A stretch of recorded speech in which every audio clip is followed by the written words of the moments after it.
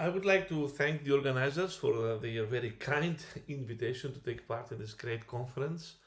And I have to say it's an interesting experience doing this from a distance. Well, but as I guess we all have to adapt to the new circumstances. So before I go into this, I wish everybody to remain healthy and take care of themselves and their families, and hopefully by all of us working together, this thing is going again away, and then we all go back in the way that we know and we love.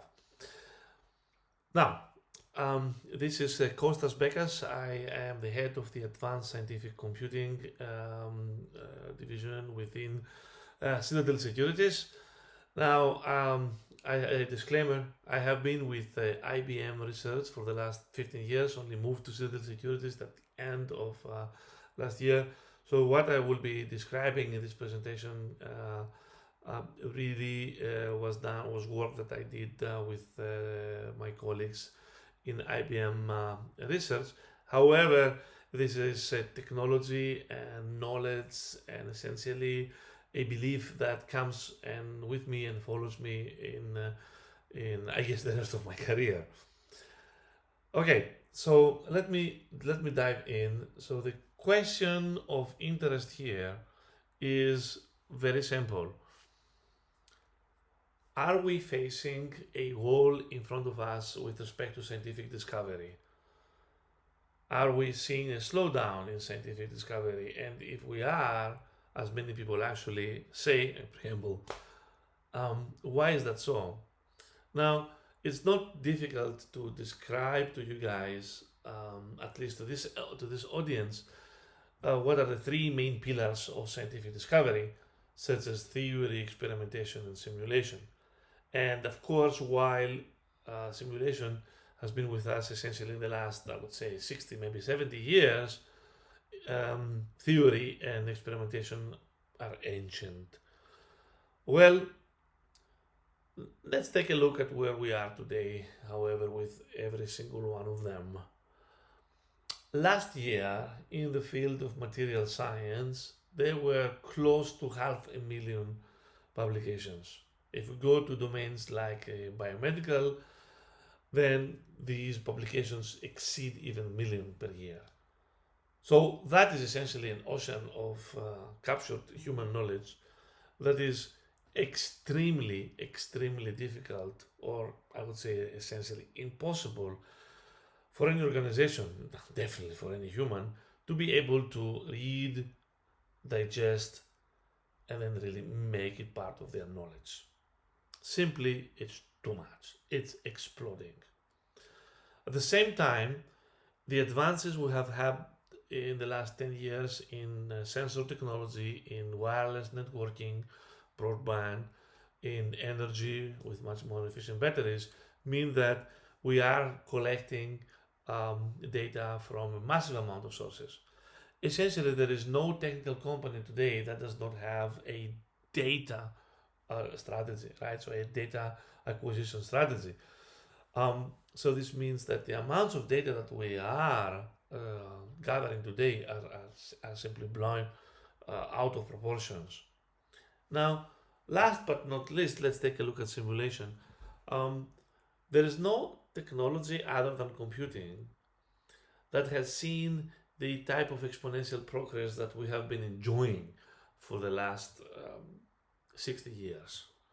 Since the 50s, with the invention of the integrated circuit and up to this very day, the nominal increase in peak performance of our compute elements, let's say processors, it's mind-staggering. It's incredible. We are speaking about 6 to 7 orders of magnitude improvement. If we had that type of improvement in other industries, let's say, for instance, in the internal combustion engine, probably this would mean that one could go with 1 gram of gasoline. They could probably circumvent the Earth, I don't know how many times. Well, even this progress, however, today is facing challenges.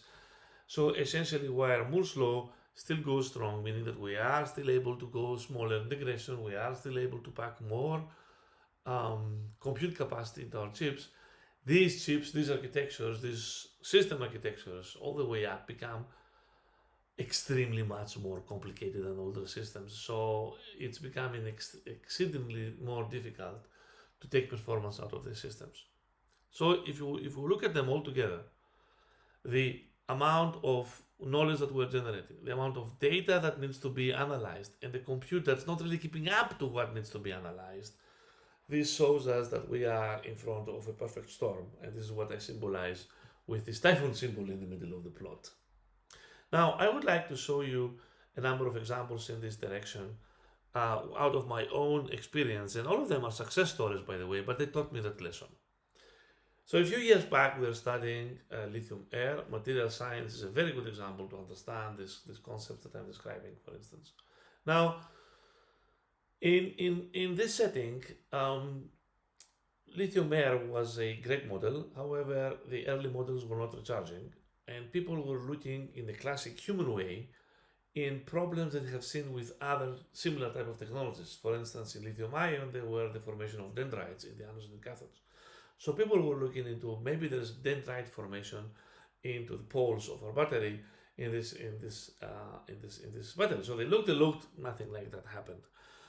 So then some people have hunches, and they ask themselves an impossible question like, maybe there's something wrong with the electron mobility in the electrolyte. Maybe there's something wrong with the electrolyte, and this has been a very old and good and trusted and very stable electrolyte.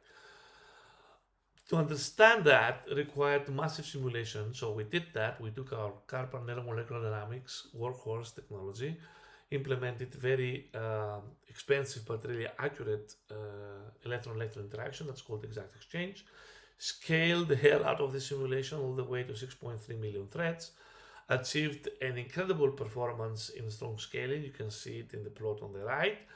And then really found several cases where the smoking gun was there. Really, electron mobility was breaking down.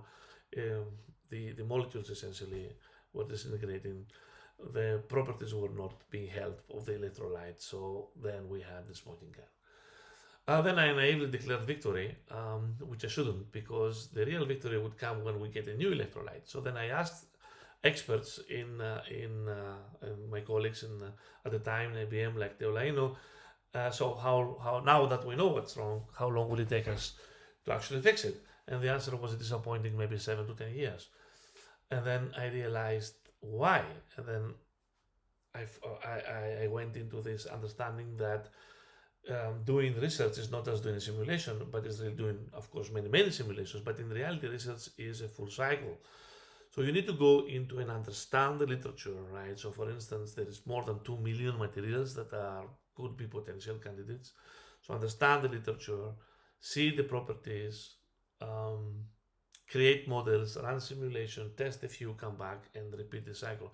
And this takes an enormous amount of time. So indeed, Amdahl's law does not hold only for programs, but it also holds for complex human processes. So the part that does not scale will in the end dominate. So here that we scale the compute, ingestion of the knowledge doesn't scale. So in the end, this is what hurt us. Now, we have seen that in many other situations. I will not go down into big details to just save a little bit of time, but I put here a couple of examples that were actually extremely good success stories, personally for me and for our team, that have led to two Gordon Bell prizes, two ACM prizes. And in these cases, either was it computational fluid dynamics. Again, we realized that understanding the literature that describes how to best run this type of simulations and how to best change the mathematics was a Herculean task that cannot be easily repeated. And in another case where we were looking into how to stabilize certain procedures that model extremely difficult problems in convection. For instance, this has been studying flow of magma in the earth. Again, it's an extremely difficult task that requires not only advanced compute but advanced mathematics and how to run best the simulations. So basically, a highly complex process that needs to be repeated many times So it's not only the scaling that makes sense, but really the full process. Now, having learned these lessons, right, so that really it's the knowledge that scales out of proportions, and of course the data also scales out of proportions. Let's take a look into the compute technology, and now you will realize why we're also looking into advanced technologies post CMOS that I will show you towards the end of this presentation, time willing. Now, this is Moore's law up to 2016. In log scale, you can see the great exponential scaling, essentially. But remember, Moore's law is not really about speed of computers. It's about how many transistors you can pack. Now, traditionally, to pack more and more transistors in the same area, you need to make them smaller. And if you make them smaller, then you can drive them with less voltage. And if you can drive them with less voltage, then you can really increase their frequency. And this has been the trick. And this is what you see in this plot here, all the way up essentially to 2000, 2005. Frequency, so clock speeds, and this is what you see in the dark blue curve, have been increasing also exponentially. So very much in accordance to how many transistors you can pack in the same area. But what you see in around after 2005 is that we have essentially frequency scaling stopping. So frequencies are the same. Why is that? That is because now transistors are so small that if you drive them with less voltage, they don't switch anymore, and you just have current that leaks. Now, essentially, this meant in 2005 that in order to continue, we had to switch from frequency scaling to core scaling. So what we did is that we increased the number of cores, and then we changed a problem which was wait 2 years, you have a faster computer, to you have to parallelize the program right now. And we all know that this is far more difficult. And here's a plot that Petros Komoutsakos is to be mostly attributed for. This is a plot goes back all the way to the beginning of the top 500 list, stops deliberately in 2010, so 10 years ago. And I want you to see how the middle plot, which is the, I would say, projection of the peak performance of the top one system, the top 500, has been increasing exponentially. The red curve at the bottom symbolizes the application performance, the average application performance of the systems. And while you'll see that obviously was never like completely in par with the top performance, it was parallel to that, meaning that the application would just benefit immediately from a faster system, mostly because of frequency scaling again. But when we started to turn into more complicated systems, like especially multi-core systems, accelerated systems, so on and so forth, what we've seen is an efficiency gap. So this means that the application performance did not continue to increase at the same rate as the peak performance of the machines. And that's easy to see. Ask anybody in the US supercomputing centers, or ask anybody in the European or Japanese or Chinese supercomputing centers, and they will tell you the same story. At the same time, we have seen a revolution into the big data and analytics domain, which means that applications that were traditionally good for loosely coupled type of clusters, now they start to cross into the domain of HPC simply because of the data volume that they need to work upon, but also because of the computational complexity. Okay, so that's a new regime that happens, and more cycles are going now into this type of applications than also traditional HPC applications. Okay. Last but not least, I would like to finish this part of the describing the problem really with the plot that I alluded to in the beginning of the presentation, which is the number of publications in material science, how it has been really increasing massively. The plot symbolizes publications per year, not cumulative, so you can see that the pace is really phenomenally fast. Okay, we believe that the root of the problem is how we are doing R&D and technical R&D today. It has limits, and with this schematic, we're trying to capture these limits. Let's give a little bit of a dive here. Now, what we do is that we study, we speak with our colleagues in the corridor, in our office, in the cafeteria. What we do is that we are going to conferences, and we are reading and books, and essentially we are trying to pack a lot of knowledge into this little cyan triangle, which symbolizes our knowledge, our everyday and our human knowledge. This generates ideas, and the ideas we're testing with simulation and then with experimentation, and we are testing them in an expanding manner so that we are creating a universe of solutions, and possibly one will work very well, and then it pays for the full thing, right? It's the eureka moment. This is what you would call an Edisonian approach, right? Trial and error massive. And although there are, of course, much better variants today of cycling approaches to that and try to be much more efficient, the basic fabric remains still this expansion of original ideas to a possibility of solutions. We argue that what we need to be doing is different, and we will show you that we need to invert this pyramid. But let's recoup. We've seen that knowledge grows out of proportion today, and in particular, it's highly unstructured, what you would call that. So this means you have to read scientific publications. The publications are not just text, they have formulas, diagrams, tables, you name it. Equations, right, is not really meant to be automatically ingested, it's really meant for humans to read. Then the data is exploding, as we've seen, and then with respect to simulation, the compute power is not increasing at the same pace that we would like it to, so as to keep up with the data and the knowledge increase.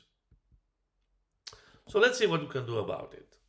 Now, what if we are able to utilize the most recent advances in machine learning, and in particular natural language processing technologies, in computer vision technologies, in knowledge representation technologies, so that we use these, and with a little human effort, and that effort would be mostly in annotation form, and then we teach an AI system how to systematically extract, capture, and symbolize that knowledge. So this means go from documents, from databases, structured and unstructured, from simulation results, all the way to an object that can hold systematically this knowledge and allow for further processing.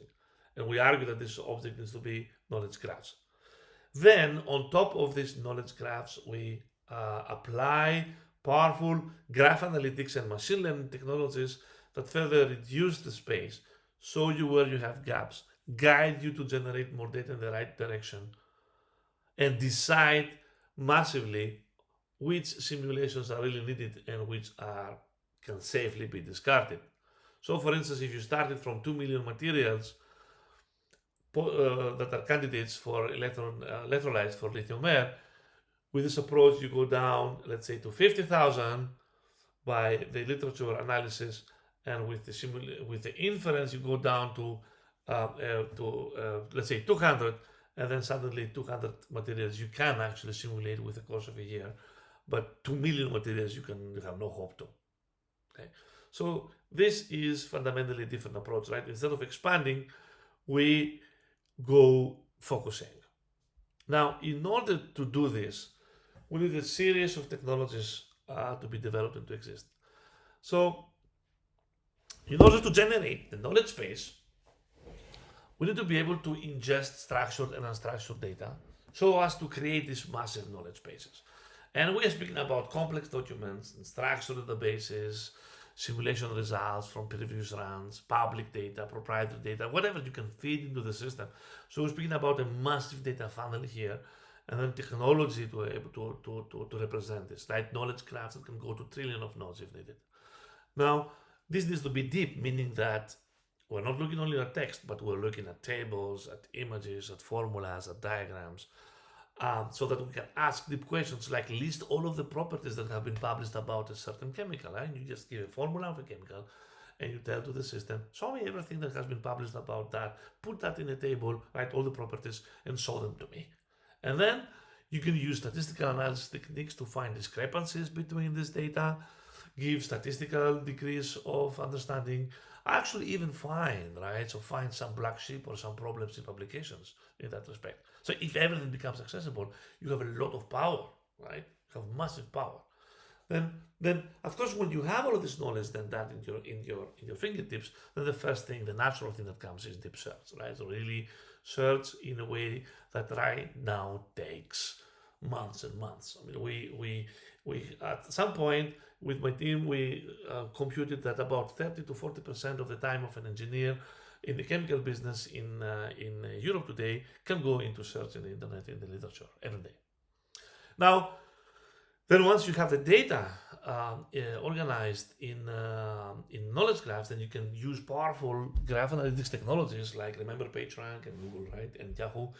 Now, but of course, far more powerful algorithms so that you can identify trends, you can discover gaps in the knowledge, you can compare pieces of the subgraphs and so compare pieces of knowledge.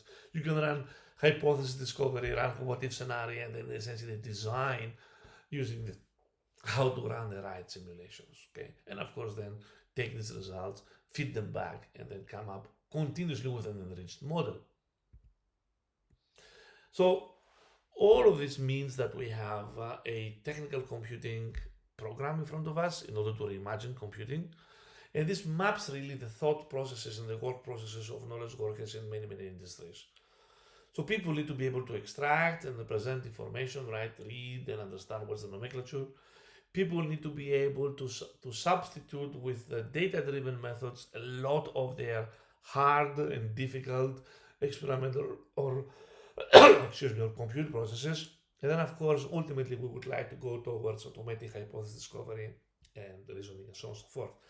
Notice that the pyramid is broad at the bottom, which means technologies there are meant to be used widely across the board, while technologies towards the top are meant to be specialized. So personally, I don't believe that there's ever going to be some sort of a general purpose AI technology that can do anything. I personally don't believe in that. As we humans, which are the most perfect tool that we have in our universe for inference right now, to the best of our knowledge again, we are specialized, right? As you would never trust a pediatrician to do heart surgery on you, or you will never go to a hairdresser to fix your shoes, right? So as we need specialization also in machine learning. So this means that we need to invest in data, invest in processes, invest in embedding the systems into our industrial process. Now, the paler, the color, right? So the more open the colors are like to the bottom, more mature technologies we have in our disposal. Towards the top, of course, we are really at the very, very, very, very frontier of scientific analysis and discovery. Now, I would like to give you a number of examples now towards the bottom, the three parts of the bottom. What do we do for documents?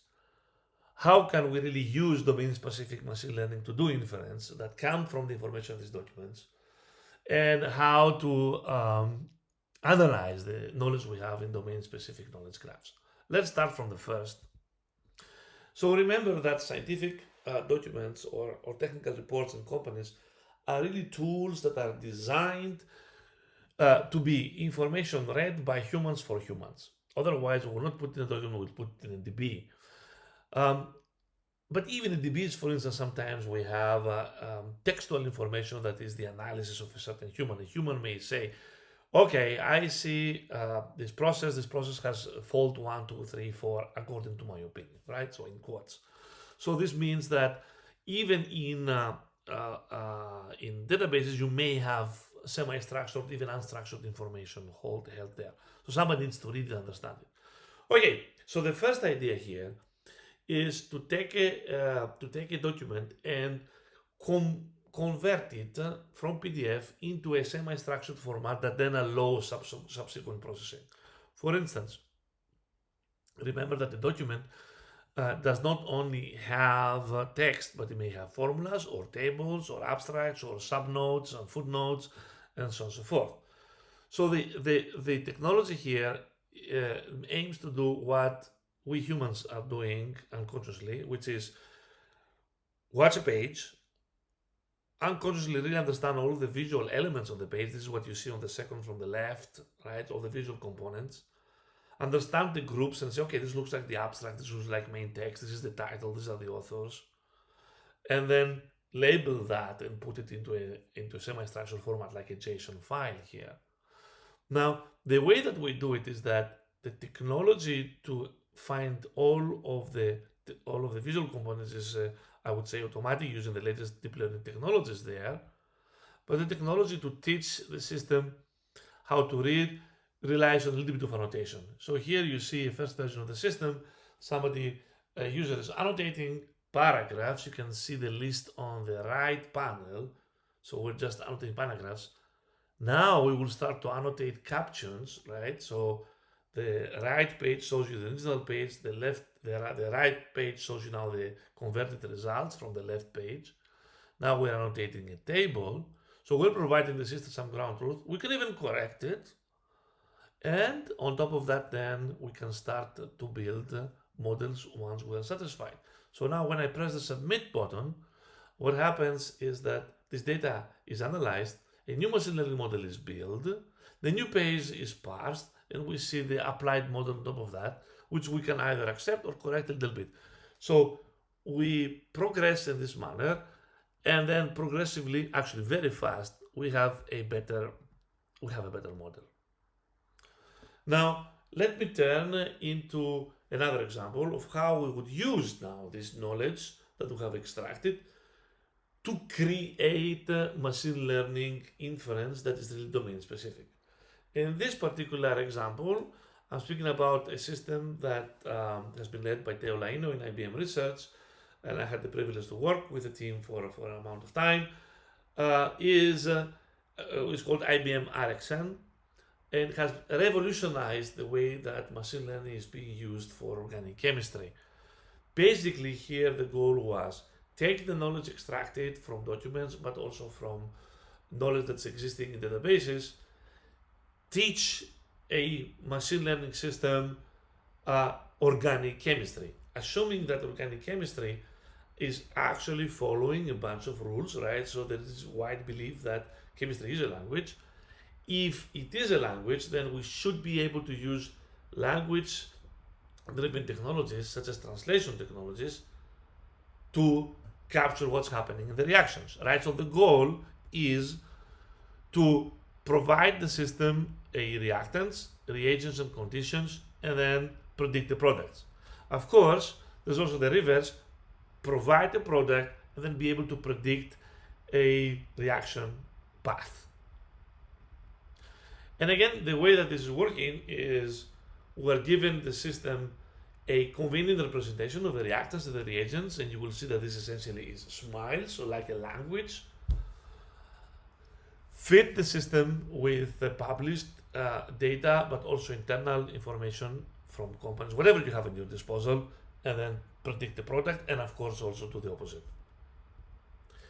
Now, so again, the main idea is to utilize the language of SMILEs, represent every part of the reaction with a character or with the needed characters, and see the full process going from the reactants to the products as a translation process, as we would do translation, automatic translation from English to German, and so on and so forth.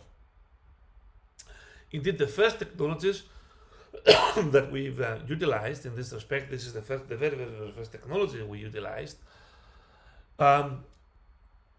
It was exactly with a few modifications to really cope for chemistry, was exactly a system used for translation. And it worked beautifully. It was able to give more than 92% of accuracy, while the average human after 20 years of experience is able really to produce about 75% of accuracy.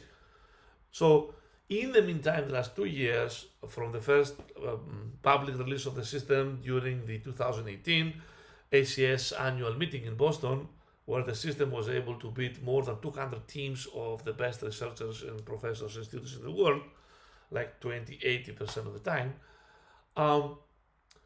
It has gone a long way. It's available on the internet. Just look for IBM RxN and you can use it yourself. And it's using now some of the most recent technologies in natural language processing to solve this problem. So this has been clearly a very strong example of how one can use the knowledge that is in the documents, organize it, clean it, then use machine learning on top of it to create a surrogate model to simulation or to experimentation that can become already very accurate. So now, using this technology, for instance, we can really narrow down massively the amount of simulations or experimentation that we need to do. Now, let's turn our attention now to the knowledge analytics one can do once you have organized this knowledge in knowledge graphs. Now, we started this presentation discussing about PageRank and other graph analytic algorithms, right, and how they have been able to revolutionize the internet search and so on and so forth. Again, the key is to organize the pieces of knowledge that have been put there by humans and have been linking other pieces of information again by humans to put them to our work. So the idea is to represent all of this knowledge in graphs. And whereas a very simple thing would be just use citation graphs, of course here we use far more complicated connections. So for instance, natural language processing would have analyzed the document and extracted a number of compounds, right, from that document. And then if these compounds are mentioned and other conditions are mentioned in other papers, then again, these will be linked. So we come up with a very rich network. So essentially a very rich knowledge graph. Now, it can be shown that a massive number of analytics on the graph, such as finding similar parts of the subgraph, such as finding important pieces of information, such as simplifying knowledge, such as completing knowledge with missing pieces, can actually be written down as matrix functions. So a lot of attention has been paid now in the development of matrix functions algorithms. Now, the key to this is to remember that we very rarely need to compute everything in full precision. Imagine, for instance, about, let's say, internet search. You are really interested that the right results are in the first 10, maybe are the first 10 elements, maybe the first 2 pages. You don't really care about the order, right? So long as everything is there, you're happy. So that's the first realization. The second realization is that if there is knowledge, if there is structure, typically these matrix functions on these knowledge graphs will also be sparse. They will not be dense, or they will be functionally sparse. So this means that we don't have to compute all the elements of a matrix function, which could go like n squared or n squared over 2 for symmetric graphs, so and n being the number of nodes. This can go quickly out of proportions. In reality, what you have is for the particular interesting subgraph, you have sparse information. If there is no sparse information, it means that there is no theory. If there is, and then what are we looking for, right? So essentially, this type of approaches, they try to gauge from the data whether the roots of a theory exist, right? If the roots of a theory, so structure, exist, this structure must manifest in the data and in the matrix functions. So when we combine these things, then we can show that we can use 2 technologies. The first technology is to approximate whatever matrix function we want in a systematic manner. And here I'm just showing to you some expansions in Chebyshev basis. Basically, we can approximate whatever practical matrix function it's used in machine learning today as in a Chebyshev basis, so again, systematic manner. And we know how to scale that in massively parallel computing. We know its numerics. It's something that we understand very well at the scientific and technical domain. So that's the first element, right? Represent the matrix function like that. And then utilize technologies that are doing stochastic estimation of only a few of the matrix elements. And either these elements are things like a few diagonals. Let's say the main diagonal of a covariance matrix would be the precision matrix, will show you the degree of confidence in the data. The diagonal of a matrix exponential would give you the subgraph node centralities. But the key to remember is that there are stochastic matrix functions stochastic matrix algorithms that can approximate a few elements of matrix functions, and these are the only ones that we really need. So it's possible to write the full thing with a complexity like that is linear in the number of nodes, and linear in the number of samples in this respect. And again, what we're interested in is the most important stuff, not the exact values, but really orders. So you can really utilize that information and come up to something that's really very fast. Now, of course, again, that's going back into advanced scientific computing. The main workhorse technology here, since we have data, we have very large scale sparse graphs, becomes the sparse matrix vector multiplication.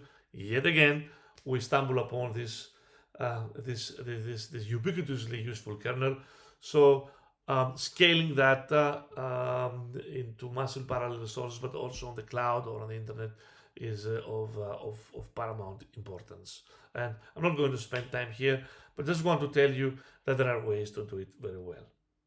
So I'd like to spend now the remaining of our discussion here with what can be done towards the hardware side, right?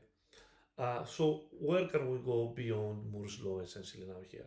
Okay, so what we said so far is that if we want to accelerate against scientific discovery, what we need to do is that we need to utilize machine learning technologies so that we extract the knowledge, build on top of that knowledge machine learning models that can substitute a large number of simulations, run the simulations in an optimized manner because we understand the systems better through again the literature, and really reduce the complexity on analysis of the knowledge through mathematics.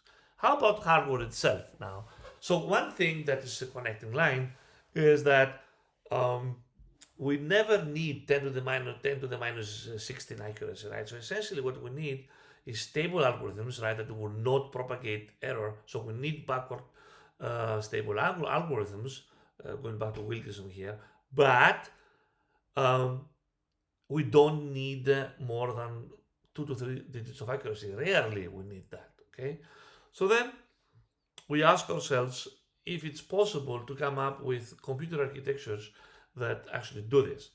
Now, many people, for instance, today tell us that, oh, I don't need to run inference in machine learning at a very, very, very high end precision, or even I can do training at 16 bits, right? So floating point, half precision.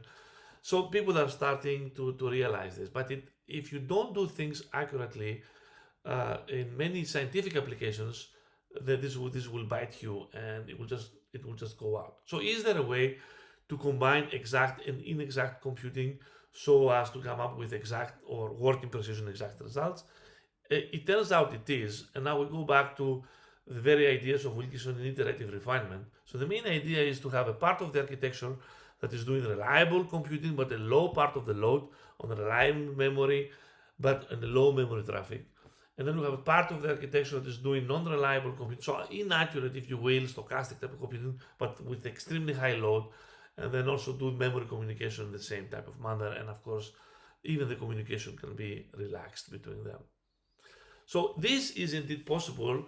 So here I show you a result that we achieved some years ago on inverting, or essentially approximating the diagonal of precision matrices, right? So inverting a huge covariance matrix density in this case, and just look at the diagonal. And I want you to just focus on the last lines, which is the Cholesky approach, which would be the workhorse method, the standard method everybody would use to get peak performance. And as you can see, well, there we achieve very high performance, right? We achieve 1.1 gigaflop per watt if you use that metric. However, if you go to the top where we are approximating the technology, we're approximating the full computation with really inexact precision. That's this banded CG with one right hand side. We achieve very low performance in gigaflops per watt, but look at the energy, right? So this is what matters in the end, and the time. So the time goes from 546 seconds all the way to 1.8 seconds. So that is phenomenal. That's almost that's like 300 times faster in energy and in time to solution, right? So sometimes we need to ask ourselves the right question, right? So not just go and say, are you optimizing a certain metric like gigaflop per watt or gigaflops in general? That's not relevant anymore. So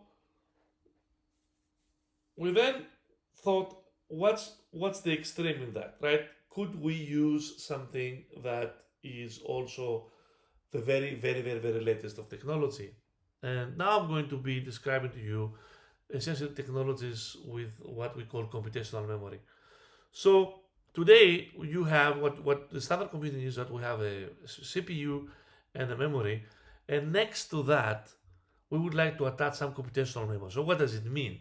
So CPU and memory, like this guy here, would be the standard for Neumann computing. So you bring stuff from memory, a command tells you what to bring from memory in terms of data, and also what to do with this data, and then you store it back. That's for Neumann cycle. Now the computational memory unit would actually be able to run programs directly into the memory, so directly into the fabric that is doing this, the storage of the data that's also is doing compute. Now, are we able to run a complete program there yet that is completely not for Neumann? Well, not right now, because again, we don't have very accurate logic. But let's say if the vast majority of my program, like the vast inexact, let's say, program, I need to run here, right, on inexact data, then essentially 99.9% of my compute does not have the von Neumann bottleneck, so I should see a massive acceleration. Now, so here's what we have in mind and what we have been using. So the idea is to use a technology that's called phase change memory. So what you would like to do is utilize this technology, this property of certain materials to have the capability of changing the internal structure from fully amorphous to semi-structured to fully structured once you pass a certain electrical current from them. So resistive memory devices look like to be the right material to use for this type of technology. Now, they have a number of properties that are favorable, so we can design them in such a way that they can be not so prone to thermal drift. They can be far more stable, but they again, the issue is that even those, they tend to have an internal analog behavior, which means that you don't have this exact type of digital behavior. So you have a little bit of random noise there, right? So if I take a material and I pass a couple of, let's say, pulses, and I measure the internal impedance of the system, and then I repeat that, and then I scrap it, and I repeat that, it's not going to be exactly the same, even I give the same pulse. Okay, it's going to be slightly different. So it looks like that these type of materials are perfect for what are our purposes. And in particular, remember what I described a few minutes ago, that matrix computations, right, or matrix vector operations, sparse or dense even, are again the workhorse technology, and we can write everything really on top of this, and we can really approximate any matrix function. So we can do any type of machine learning. You can even write deep learning like this, okay, like matrix mathvec. Now, it happens that there is a way to rearrange this type of devices in a grid in such a way that you can do a matrix vector multiplication. Essentially, the inputs will be the currents that you pass in, the matrix values are the values that you have on these devices, and then the output, the currents that you measure, are the outputs of the system. And that's really cool, because essentially with Ohm's law, you can do a mathvec in essentially order one cost in this respect. So the idea was, okay, you have a high precision processing unit, which is standard processor, and then you have a low precision computational memory where you are doing the majority of your bulk of your computations. And the perfect example we chose that is really working on matrix vector computations is what else? Try to solve it in the system, but using now an iterative method like conjugate gradient, which absolutely relies on matrix vector computations, right? So there is a way to write it. We came up with a full device, a full demonstration of it, and here's what you see. Basically, this is the same problem I showed you before for the covariance matrix. Now we are doing it up to 10,000 by 10,000 test matrix there, about 1 million devices, and you can see massive reduction in the order of the error, 6 orders of magnitude. So the method really works here. So essentially what we do is that the matrix vector computation is doing the conjugate gradient inside. Iterative refinement is computing the residuals outside on the digital part of the chip accurately, and then this exact and inexact computing are brought together, and then you have this kind of accurate results. Okay, so now coming to an end, I hope that you have seen that there is hope, right? So the message is, yes, we're facing a wall, but we have now massive efforts across all of the areas where we are facing these problems. Either it is the ingestion of knowledge, either it is the design of simulations, either it is the avoiding the vast number of simulations, or at the very compute fabric. Putting this all together, we believe that this cognitive discovery idea is a new algorithmic way of view of seeing computing, and it can provide to us a way forward. I'd like to thank you very much for your attention. Again, it's a privilege to take part in this great conference, and I will be very, very, very happy to open up for questions later on the Slack session. Thank you very much.